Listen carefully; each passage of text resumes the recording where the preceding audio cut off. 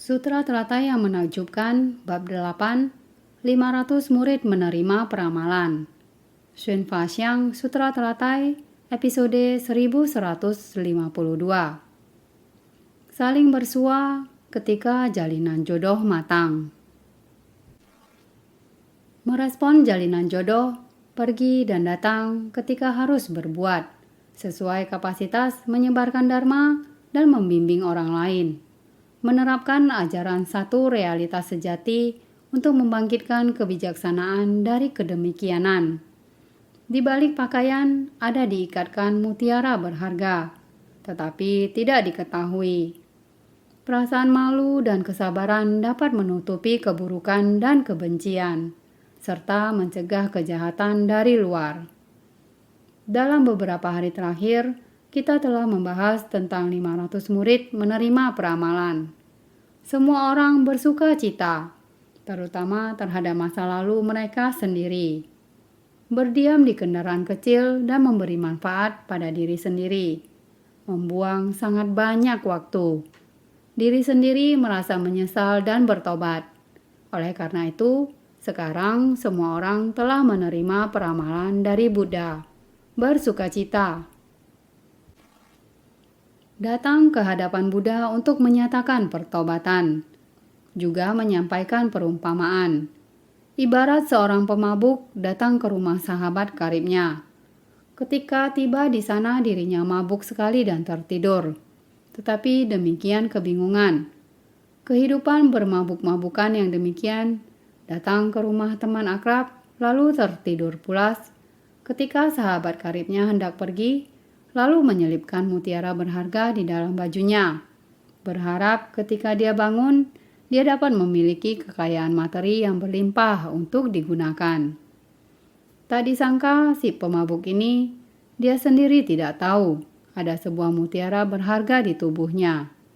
Para murid mengungkapkan perumpamaan ini. Suara bersama dari 500 biksu menyatakan penyesalan dan pertobatan terhadap Buddha. Ini adalah sebuah perumpamaan. Juga mengumpamakan merespon jalinan jodoh, pergi dan datang ketika harus berbuat, sesuai kapasitas menyebarkan dharma dan membimbing orang lain. Ibarat bodhisattva merespon pada keperluan orang di dunia, datang dan pergi dengan leluasa. Hanya ada satu alasan, adalah demi satu tujuan utama datang ke dunia. Demi satu tujuan utama masuk ke kerumunan orang banyak. Terdapat penderitaan di dunia. Bodhisattva akan bersumbangsih di dalam kerumunan orang banyak, memberi materi dan dharma, menciptakan berkah dalam kumpulan orang banyak. Kehidupan para makhluk menderita. Memerlukan barang materi, mereka lalu membantu dengan menggunakan kekayaan dan materi dunia. Yang diperlukan di dunia seperti pakaian hangat, makanan yang cukup, dan tempat tinggal yang aman. Sandang, pangan, dan papan. Ini tidak boleh kekurangan dalam kehidupan para makhluk. Para makhluk miskin dan menderita, memerlukan orang-orang yang memiliki cinta kasih di dunia. Pencerahan dari Sang Buddha yaitu ingin membangkitkan cinta kasih setiap orang.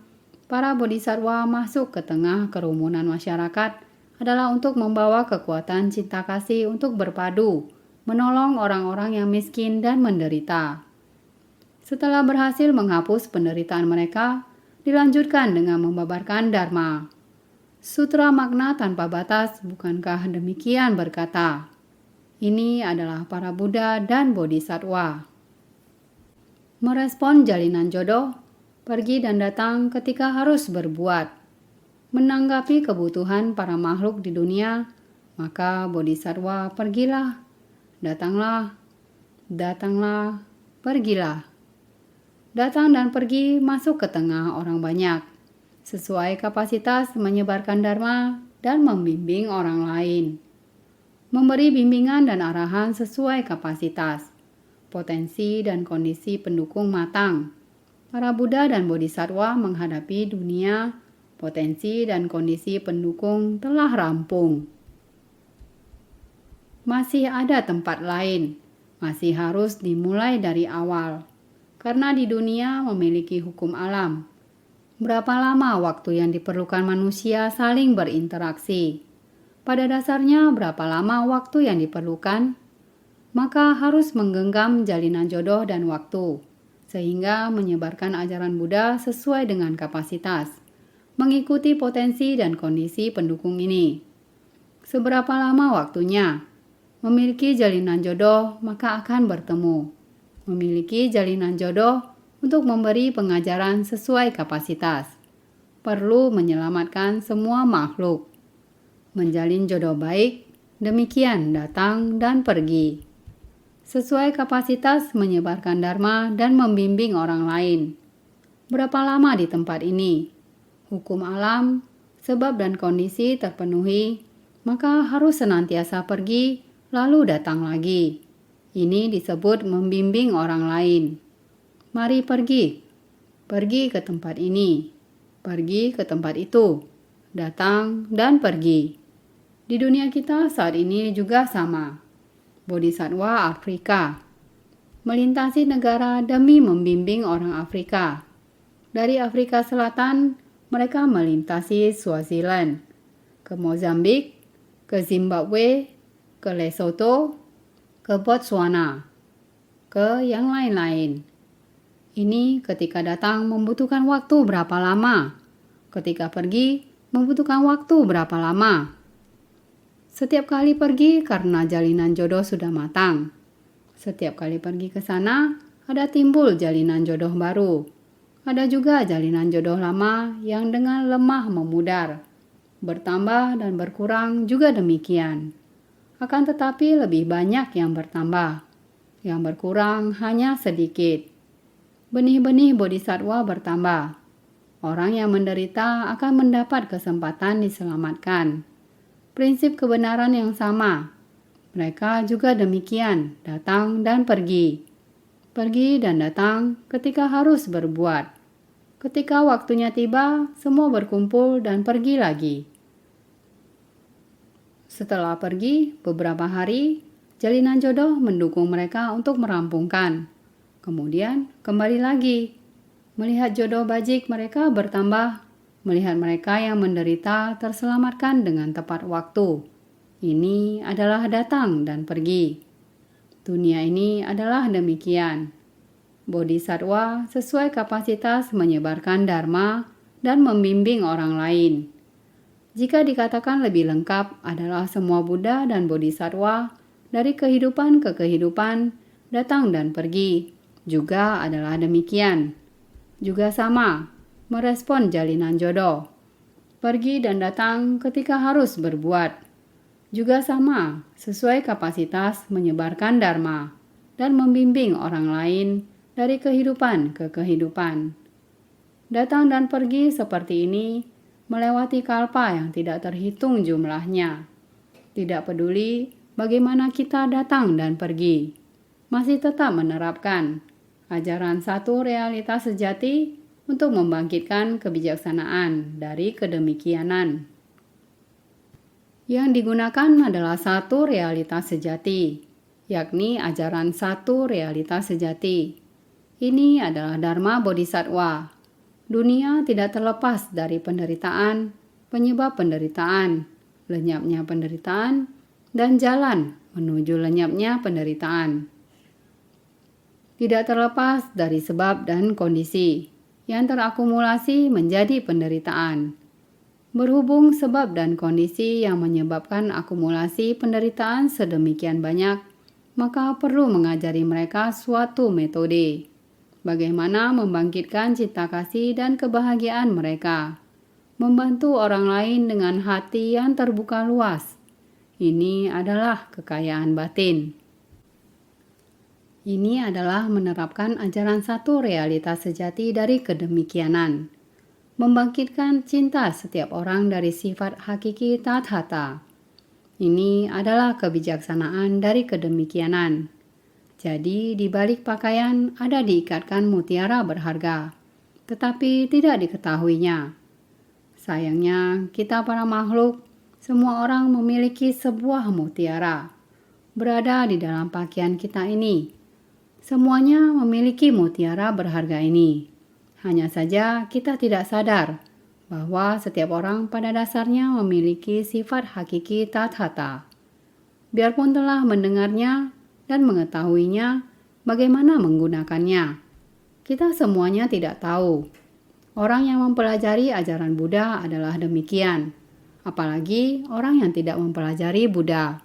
Bagaimana bisa tahu apa yang disebut dengan sifat hakiki tathata? Mereka lebih tidak tahu lagi. Orang yang tahu itu tidak bisa menggunakannya, sedangkan orang yang tidak tahu lebih tak berdaya.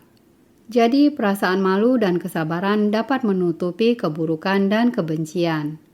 Kita membina diri, kita sudah tahu bahwa kita memiliki sebuah mutiara berharga tathata. Namun kita harus membina diri untuk menampakkan perilaku seorang praktisi sehingga kita meninggalkan kehidupan duniawi.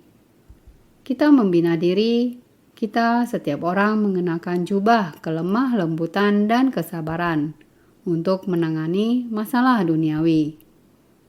Kita seharusnya sabar terhadap keserakahan, kebencian, kebodohan, keraguan, dan kesombongan. Kita memiliki 5 macam pikiran yang beracun, yaitu keserakahan, kebencian, kebodohan, kesombongan, dan keraguan.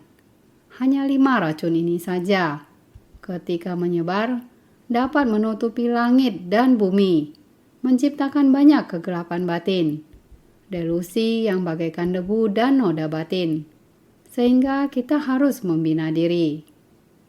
Ini adalah perumpamaan mengenakan jubah kelemah lembutan dan kesabaran.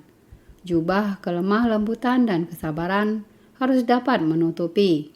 Seperti kita para insan suci, semua orang sangat rapi dalam berseragam. Apakah berseragam setelan jas, gaun cipau atau cheongsam, ataukah gaun pa cheng tao, atau seragam relawan biru putih? Seragam yang akan dikenakan ini tergantung kepada jenis kegiatannya. Seragam biru putih adalah untuk melakukan pekerjaan, menggerakkan tangan dan kaki, akan bekerja, akan bersumbangsi kepada masyarakat. Pekerjaan yang akan dilakukan sangat banyak. Orang-orang ketika melihat biru putih, seragam ini akan timbul rasa hormat. Ketika melihat setelan jas dan cipau, mereka tahu akan ada kegiatan resmi yang besar. Ketika komite wanita mengenakan gaun pa cheng tao, acara lebih santai. Semisal ada pertemuan, akan mendengarkan dharma, atau pergi ke pertemuan dan lain-lain. Dengan melihat penampilan kita, orang-orang mengetahui akan organisasi kita. Tahu apa yang sebetulnya kita kerjakan. Ketika terjadi suatu peristiwa buruk dan mereka melihat kehadiran kelompok kita ini, mereka berkata, "Relawan suci sudah datang. Saya sudah tenang. Relawan suci sudah di sini." Jelas sekali bahwa penampilan luar diri kita mesti bersinergi dengan kondisi dalam batin kita. Dalam batin melakukan pelatihan diri ditunjukkan dengan perilaku kita, sehingga memupuk jasa pahala di dalam diri, menunjukkan kebajikan di luar diri, melatih diri ke dalam adalah melatih batin kita, bersikap rendah hati dan mengalah. Dengan perilaku kita, bagaimana kita bersikap terhadap orang lain dan sebagainya. Maka kita mesti memiliki kesabaran, bersikap rendah hati dan bertoleransi terhadap orang lain, bersumbangsi tanpa pamrih. Menaklukkan niat pikiran kita akan ketamakan, kebencian, kebodohan. Ini adalah di dalam batin. Ini adalah kondisi di dalam batin kita telah mengalahkan ketamakan, kebencian, kebodohan, kesombongan, dan keraguan. Ini bisa terlihat dari perilaku yang ditunjukkan keluar. Kita adalah organisasi yang seperti demikian. Organisasi yang melatih diri dengan menjalankan praktik monastik atau pelindung Dharma yang mendengar Dharma. Membabarkan Dharma di luar juga mempraktikkan Dharma sejati. Organisasi yang seperti ini harus tergantung dengan kita semua. Jadi harus bersungguh hati. Jika kita ada perasaan malu dan kesabaran, dalam batin kita harus sering dilatih. Kita harus memiliki batin yang demikian. Ini seperti mengenakan jubah kelemah lembutan dan kesabaran. Melindungi sifat hakiki kita yang demikian adanya. Harus sangat bersih. Tidak membiarkan pikiran jahat dari berbagai kerisauan dari lingkungan luar mengacaukan batin kita. Agar perilaku kita tidak akan melakukan hal yang salah, ini adalah menutupi keburukan dan kebencian, serta mencegah kejahatan dari luar. Itu sebabnya sebagai organisasi ada keseragaman dalam kelompok. Kelompok sangga harus memiliki aturan. Itu saja. Kita harus sangat bersungguh hati. Bersumbangsi sesuai dengan yang dibutuhkan dunia. Ini disebut ajaran kendaraan besar atau Mahayana. Bersumbangsi sesuai dengan kebutuhan dunia. Seperti iklim yang sangat tidak selaras sekarang. Seperti tahun lalu 2015, pada bulan Juli dan Agustus, terjadi bencana banjir besar lagi di Myanmar. Hujan turun dengan deras. Kerugian para petani sangat besar dalam bencana banjir besar tersebut. Semua padi yang mereka nantikan untuk dipanen terendam air. Para petani pada dasarnya sudah miskin. Awalnya benih padi setiap tahun harus dipinjam dari orang lain. Bunga pinjaman benih padi juga sangat tinggi. Benih padi yang sudah dipanen akan dibayar ke orangnya. Sisanya hanya untuk menjaga perut agar bisa kenyang. Tidak ada uang tersisa. Jadi lihatlah pedesaan. Di pedesaan semua orang, yaitu seluruh rumah, semuanya terbuat dari jerami. Dari luar dapat melihat tembus sampai ke belakang. Petani yang miskin sangat banyak. Kita, Seci, dari Malaysia mendengar berita ini. Segera datang ke Myanmar untuk bergabung dengan mereka. Pergi survei bencana parah. Mulai membuat rencana, kabar juga kembali ke Taiwan. Datang melapor, rencana mereka relawan Seci untuk memberi bantuan kepada mereka yang tertimpa bencana adalah membagikan benih padi kepada mereka, membagikan bibit padi pada mereka. Seperti ini dimulainya pembagian bantuan. Membagikan bantuan sampai ke pedesaan. Banyak orang yang setelah menerima bibit padi ini sangat bersyukur, sangat bersukacita. Kali ini semuanya sangat rajin. Segera sekali lagi pergi membajak sawah, menanam benih padi lagi, bersukacita, bersyukur. Di antaranya ada seseorang yang bernama Usan Ten. Petani ini dia bersyukur. Dia mengajak beberapa orang insan Seci pada beberapa tahun yang lalu. Karena saat mereka akan menerima bibit padi, insan Seci memberitahu mereka bencana topan nargis beberapa tahun lalu. Insan Seci membantu mereka. Bibit padi yang diberikan kepada mereka. U Ten Tun, bagaimana dia menggarapnya? Pada saat itu, bagaimana dia menerima Seci? U Ten Tun juga tampil untuk memberikan metodenya. Usan Ten ini, nama mereka amat mirip. Dia mendengarkannya, sangat terharu. Jadi seperti ini merasa terpanggil. Mereka, para petani ini, 50 rumah tangga. Di desa itu keseluruhan ada lebih dari 100 rumah tangga. Ada 50 rumah tangga. Ada tanah untuk digarap, ada yang miskin hingga tidak ada tanah. Jadi bekerja kepada orang lain. Membantu memotong padi orang lain. Menanam bibit, memotong padi. Bukan seorang diri sudah bisa melakukannya. Harus ada orang yang membantu. Jadi ada yang penghasilannya dari menerima upah, tidak ada tanah. Usan Ten ini dia pergi menghimbau dan berkata, kita juga harus sama seperti U Ten Tun. Dari sini mengikuti sosialisasi pengenalan calon relawan dan ikut pelatihan. Akhirnya benar-benar ada beberapa orang dari desa ini yang mengikuti sosialisasi pengenalan calon relawan, datang mengikuti pelatihan. Mendengarkan yang disampaikan insan suci kepada mereka mengenai masa celengan bambu. Sudah 50 tahun. 50 tahun yang lalu ini dimulai dari tidak ada menjadi ada. Dari Taiwan berkembang ke seluruh dunia. Seci telah membantu lebih dari 90 negara. Di Taiwan juga sedang membangun rumah sakit. Di luar negeri juga telah dibangun sekolah. Misi amal, misi kesehatan, misi pendidikan, dan misi budaya humanis. Setelah mendengarkan semua ini, U Santen sangat tersentuh. Saat dia mengikuti pelatihan relawan, saat pelatihan, dia mulai menghimbau semua orang untuk menyisihkan segenggam beras di celengan beras. Kita tak punya uang, tapi saat kita makan 3 porsi sehari, kita dapat menyisihkan segenggam beras.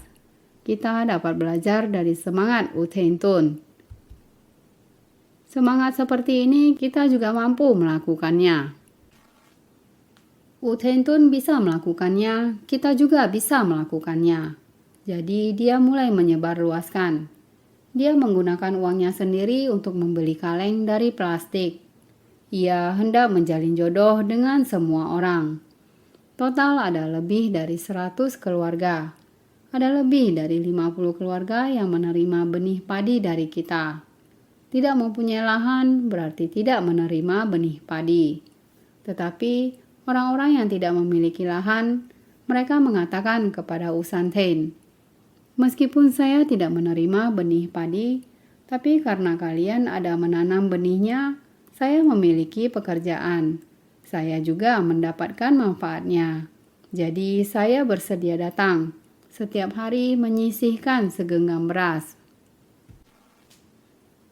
Demikianlah, ada lebih dari 90 orang. Mereka membawa pulang tabung bambu beras ini. Setelah pertemuan, 1-2 bulan kemudian, semua orang membawa kembali celengan beras yang penuh berisi beras. Setelah dituangkan, berjumlah lebih dari 96 kilo. Jumlah yang kira-kira ada 96 kilogram ini, mereka merencanakan dan menghitung dengan seksama. Jika satu keluarga 5 orang bisa makan selama 36 hari, maka bisa mengenyangkan perut orang sekeluarga. Jika dikatakan bahwa satu hari bisa memberi makan 200-an orang dalam satu hari, 96 kg beras ini melalui proses mengumpulkan segenggam demi segenggam. Demikian dikumpulkan. Insan suci mendengar berita ini datang dari Yangon ke pedesaan ini, mulai berbagi cerita suci kepada mereka. Semua orang sangat senang dan mereka tergerak. Menyaksikan mereka berkumpul seperti ini, mendengarkan dharma di bawah pohon. Insan suci kita dan mereka menghirup harumnya dharma. Beberapa dari mereka menerima siaran TV Daai, dapat menonton di internet. Dan apa yang Anda tonton juga dapat menonton di TV. Mereka belajar dari bodhisatwa Afrika. Sama halnya juga membawa komputer ke pedesaan, mengkliknya untuk ditonton semua orang. Demikian banyak orang juga sama, berkumpul di sana mendengarkan dharma. Mendengarkan anggota komite kita berbagi cerita ke mereka. Melihat ada beberapa yang telah dilantik menjadi komite, ada bodhisatwa berseragam abu-abu yang belum dilantik. Demikianlah mereka pergi ke pedesaan untuk menanam benih kebajikan, membuat mereka melewati kesulitan. Sekarang membabarkan dharma untuk mereka. Coba bayangkan, bukankah ini namanya menginspirasi cinta kasih? Meski sangat miskin, tapi juga penuh cinta kasih. Sehingga kita dikatakan bodhisatwa muncul dikarenakan ada makhluk yang menderita. Sang Buddha mengajarkan para makhluk haruslah memasuki kerumunan orang, yakni sifat hakiki kita yang demikian adanya, berada di dalam batin kita masing-masing. Jika kita dapat bersungguh hati, sifat hakiki kita yang demikian adanya berada di dalam kehidupan sehari-hari kita. Tidak dicemari oleh hawa kekeruhan dari luar. Malahan bertemu penderitaan, kita menyadari berkah kita. Kemudian akan bersumbangsi, memperoleh sukacita dalam dharma yang berlimpah. Ini adalah lahan pelatihan diri. Mari kita lihat naskah sutra berikutnya. Orang itu mabuk terkapar, tak sadar dengan apapun. Setelah bangun, dia melakukan perjalanan dan tiba di negeri lain. Demi sandang dan pangan, dia harus rajin berusaha untuk mencari dan mencari. Sungguh sangat sulit dan sukar. Sekiranya memperoleh sedikit saja, dia sudah merasa puas. Sutra Teratai bab 8, bab 500 murid menerima peramalan. Naskah sutra di atas mengatakan demikian. Orang yang mabuk ini telah keracunan oleh arah dari 3 jenis racun. Demikian terus hidup dalam mabuk-mabukan. Seumur hidup adalah demikian. Mabuk terkapar, tak sadar dengan apapun. Seumur hidup sudah menjalani hidup mabuk-mabukan demikian. Walaupun di rumah sahabat karib sudah ada mutiara berharga, namun tidak tahu. Namun melalui perjalanan sekali ini, setelah bangun, dia melakukan perjalanan dan tiba di negeri lain. Demikianlah sudah mulai mengerti. Setelah seumur hidup ini, sudah mendengarkan dharma, mulai berkelana dengan membawa dharma. Demi sandang dan pangan, dia harus rajin berusaha untuk mencari dan mencari. Mencari ajaran kendaraan kecil. 4 kebenaran mulia sangat bersungguh hati dalam melatih batin sendiri. Bagaimana agar bisa tenang? Bagaimana agar dapat memperoleh keinginan dari pikiran? Dikatakan mengikuti keinginan dari pikiran, yaitu mengerti akan ajaran kendaraan kecil. Harus memasuki konsentrasi. Harus memasuki kondisi meditasi, mampu melenyapkan samsara dari kegelapan batin dan kerisauan. Sesungguhnya samsara dari kegelapan batin dan kerisauan, Sang Buddha ingin setiap orang terlebih dahulu melatih, menenangkan batin dan memusatkan pikiran mereka, sehingga pemusatan pikiran tidak menjadi bercabang-cabang. Keserakahan, kebencian, dan delusi terhubung dengan kondisi luar. Seperti ini terus melakukannya, sehingga mengajarkan kita banyak metode. Sila, samadhi, dan kebijaksanaan, mendengar, merenungkan, dan mempraktikkan, dan metode lainnya, semua orang bekerja sangat keras. Melatih diri, ada yang melatih praktik keras, dan lain sebagainya. Ini sungguh sangat sulit dan sukar. Sekiranya memperoleh sedikit saja, dia sudah merasa puas. Dalam proses melatih diri, harus mematuhi aturan. Harus belajar sabar terhadap penderitaan.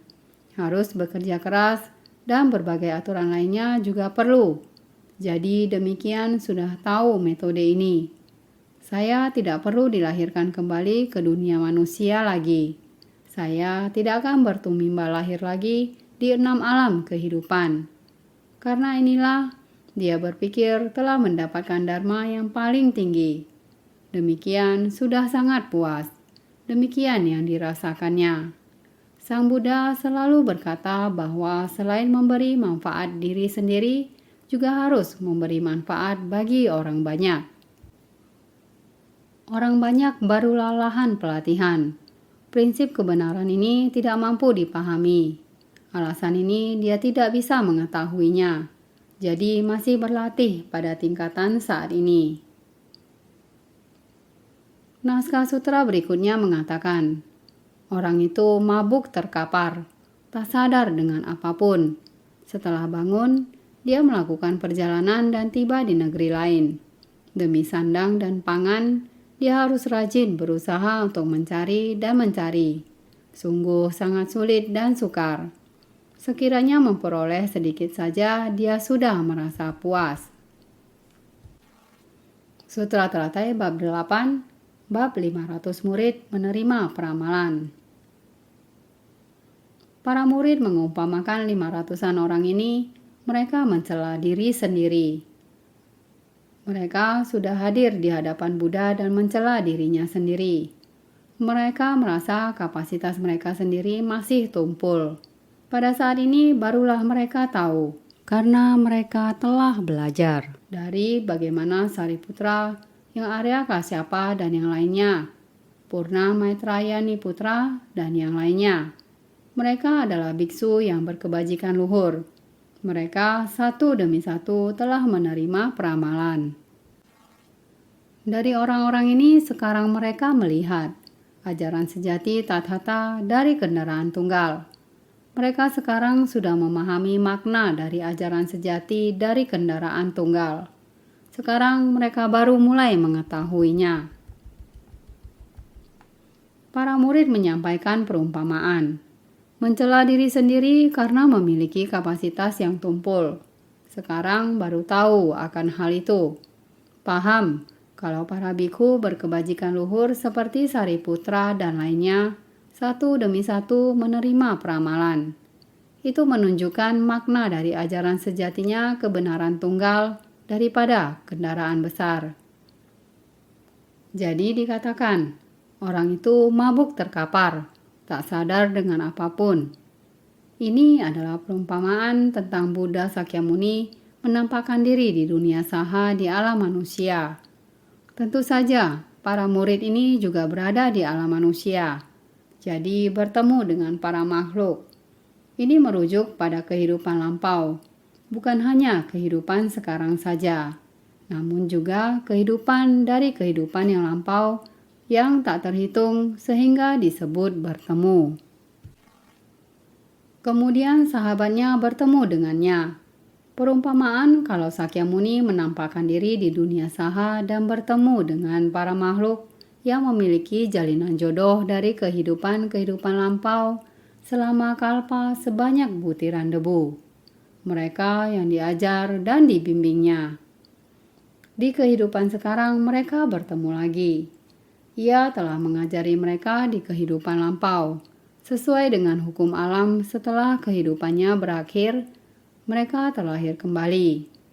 Balasan karma langsung dan balasan karma lingkungan membawa mereka ke tempat ini pada saat yang sama.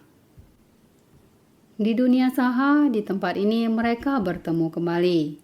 Ini yang dinamakan bertemu dengan para makhluk yang memiliki jalinan jodoh dari kehidupan-kehidupan lampau selama kalpa sebanyak butiran debu. Kehidupan lampau pada kalpa sebanyak butiran debu, di masa lampau sudah ada jalinan jodoh.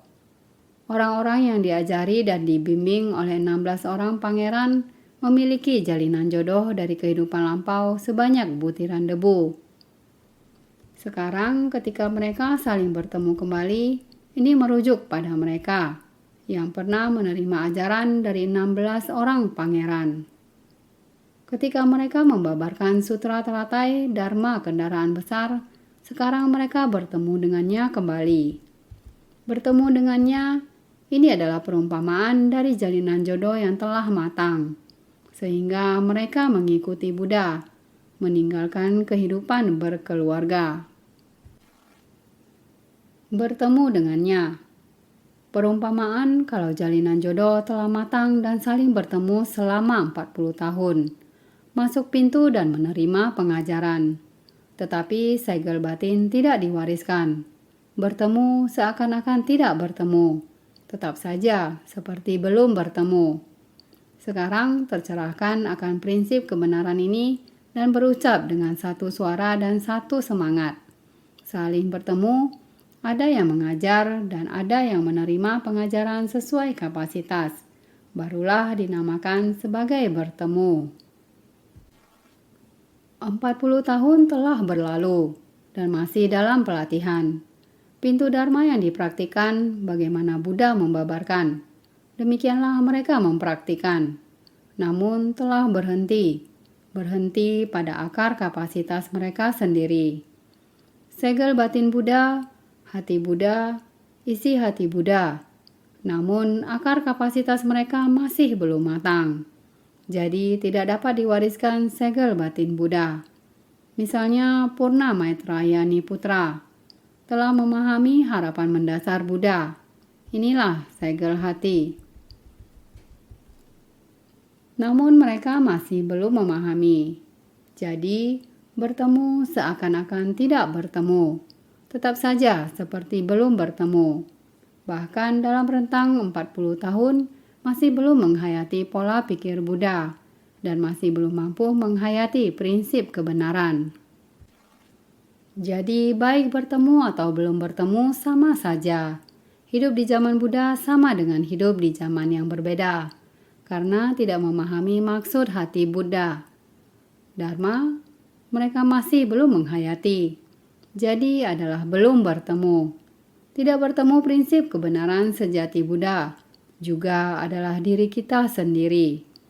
Tidak bertemu sifat hakiki tathata kita, sama juga. Sifat hakiki tathata kita masih belum sepadan dengan sifat kebudaan. Sifat kebudaan, mereka telah tercerahkan. Tathata kita masih tertutup, jadi masih belum menemukan. Jadi sekarang tercerahkan akan prinsip kebenaran ini dan berucap dengan satu suara dan satu semangat. Saling bertemu, ada yang mengajar dan ada yang menerima pengajaran sesuai kapasitas. Saat sekarang ini adalah Buddha telah memberi peramalan kepada mereka. Pada saat ini, semua orang telah menyadari prinsip kebenaran ini dengan satu suara. Mereka berbicara bersama. Memahami adalah akan bertemu. Hati semua orang dan hati Buddha telah saling segel bersama. Demikian dinamakan akan bertemu. Sang Buddha memberi kita pengajaran, pelajaran. Kita sendiri berlatih, menerima pengajaran sesuai kapasitas. Ini disebut bertemu.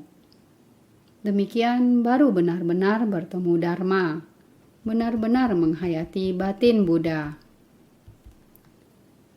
Dan berkata demikian, "Hai pria," kata yang memacu dengan sangat perhatian, artinya seseorang yang mampu menyangga langit dan menjejak bumi. Itulah seorang pria sejati. Baru sekarang bertatap muka. Bertatap muka sesungguhnya adalah memahami ajaran Buddha. Maka Buddha mengerti kapasitas mereka. Sekarang akan memberikan peramalan Dharma, kendaraan besar kepada mereka. Dengan demikian dia menggunakan bahasa yang kuat. "Hai pria." Ini adalah untuk memacu mereka. Dengan nada mendesak dalam suaranya. Mendekati mereka kembali dan berbicara dengan sangat tulus. Berarti bahwa kalian semua pria sejati berdiri di antara langit dan bumi. Berarti juga mampu menyangga langit dan menjejak bumi. Berarti berdiri di antara langit dan bumi. Dengan kepala menyangga langit dan kaki menjejak bumi, ini adalah seorang pria sejati. Dia adalah seorang pria sejati. Kenapa demi sandang dan pangan engkau menjadi sedemikian rupa?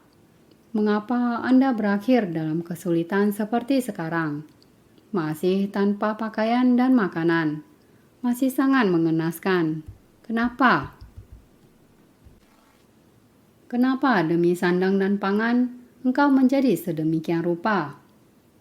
Perumpamaan untuk kenapa mencari penggunaan nirwana dari kendaraan kecil seperti ini.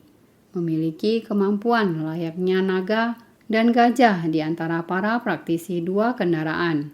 Kenapa berpuas diri pada jalan kecil? Ini adalah perumpamaan. Kenapa mencari penggunaan nirwana dari kendaraan kecil ini? Kenapa hanya melatih kendaraan kecil? Kenapa kamu tidak berjalan menuju kendaraan besar? Hanya melatih untuk diri sendiri. Membatasi diri Anda pada nirwana kendaraan kecil. Kenapa harus seperti ini? Memiliki kemampuan layaknya naga dan gajah di antara para praktisi dua kendaraan Kenapa sudah berpuas diri? Sebenarnya Sravaka dan Pratyekya Buddha semuanya sangat mampu. Semuanya adalah perlengkapan Dharma. Kenapa tidak mau membuka hati Anda dan berjalan di jalan agung? Kenapa hanya karena memberi kebaikan bagi diri sendiri? Aku dulu dikarenakan ingin membuat engkau mendapatkan kedamaian dan kebahagiaan, memanjakan diri dengan 5 keinginan. Menunjukkan kalau perumpamaan mutiara bermaksud untuk merangkai ulang jalinan jodoh mereka. Perumpamaan kalau setelah memperoleh kedamaian dan kebahagiaan yang tiada tara, mereka dapat menghibur diri dalam keinginan dari 5 dharma murni. Saya dulu telah memberikan kepada kamu mutiara yang berharga. Kembali memberitahunya bahwa saya telah memberikannya kepada kalian. Jalinan jodoh ini adalah dari masa 16 pangeran. Telah memberikan kalian ajaran kendaraan besar. Telah diajarkan seperti ini dari kehidupan ke kehidupan. Tetapi mengapa jalinan jodoh di saat ini tidak memperoleh kedamaian dan kebahagiaan tertinggi? Seharusnya kalian bisa menerapkan dharma ini dengan bebas di batin, memperoleh kedamaian dan kebahagiaan yang tiada tara. Diri sendiri terhibur dengan kebahagiaan, keinginan dari 5 dharma murni. 5 dharma murni bisa mengikuti keinginan sendiri. Kenapa kamu masih begitu payah sampai saat ini? Seperti orang yang miskin. Kenapa diri sendiri masih berada pada kendaraan kecil? Dharma ini sangat kurang di batin kalian. Padahal saya sudah memberikan ajaran yang besar. Namun kalian masih melatih ajaran yang kecil. Melatih diri memberikan kebaikan pada diri sendiri. Hanya demikian saja. Saya ingin kalian mendapatkan kedamaian dan kebahagiaan. 5 keinginan yang damai dan bahagia. Kenapa kalian ingin seperti ini?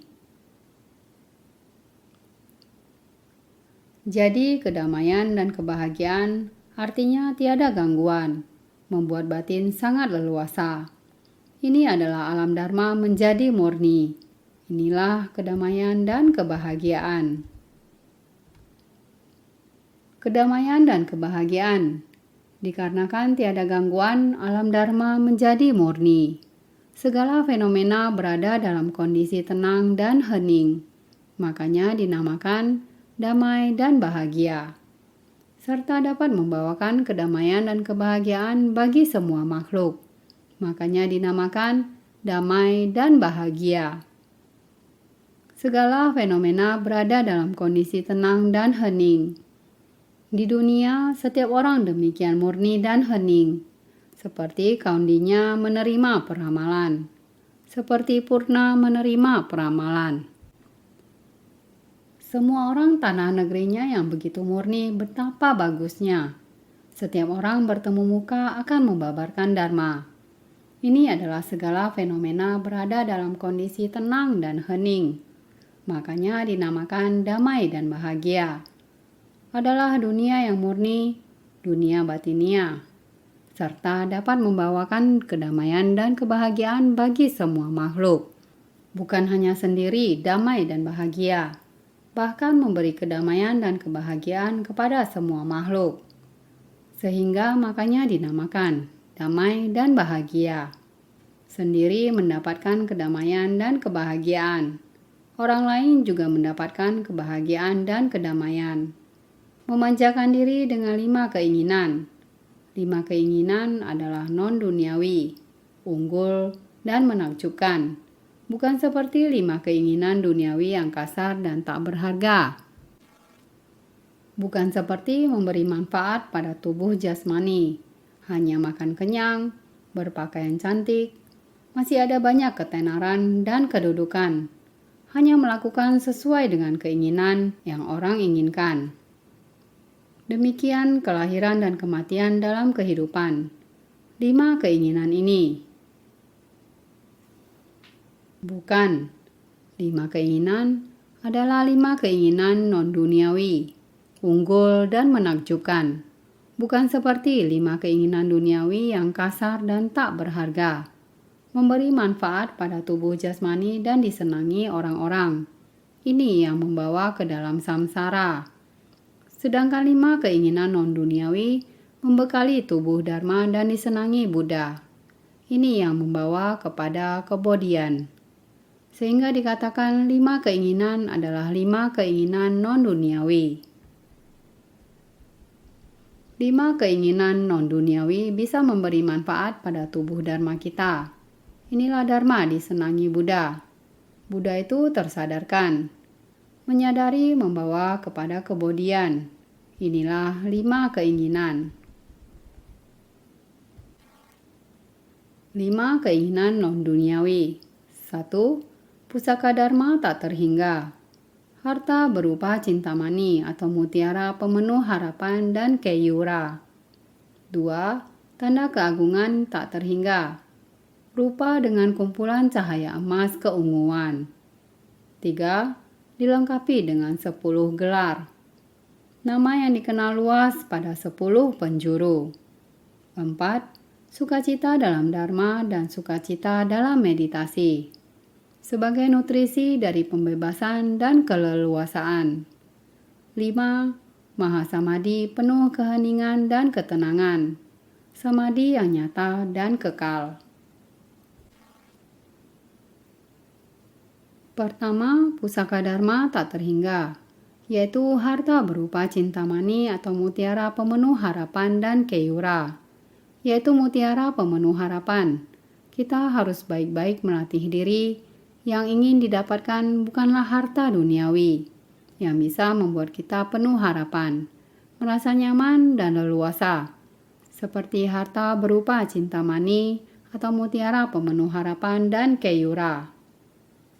Kedua adalah tanda keagungan tak terhingga.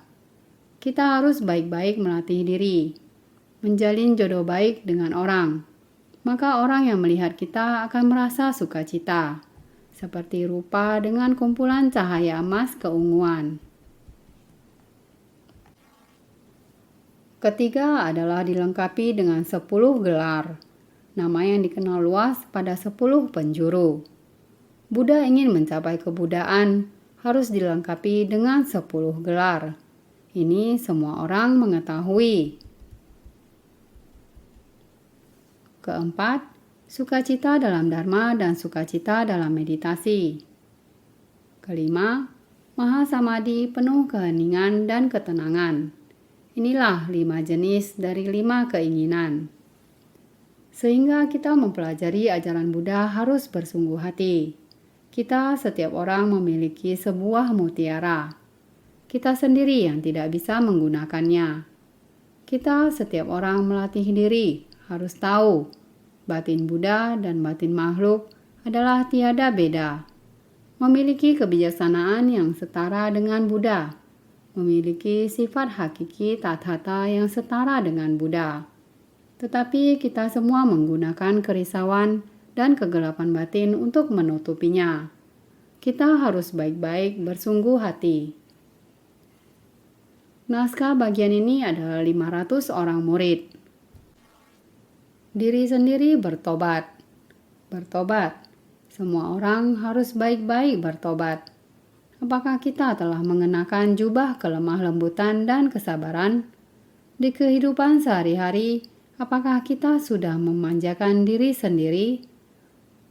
Semua orang harus bersungguh hati. Diri sendiri harus memahami. Apakah ada menggunakan dengan bijak yang kita tahu?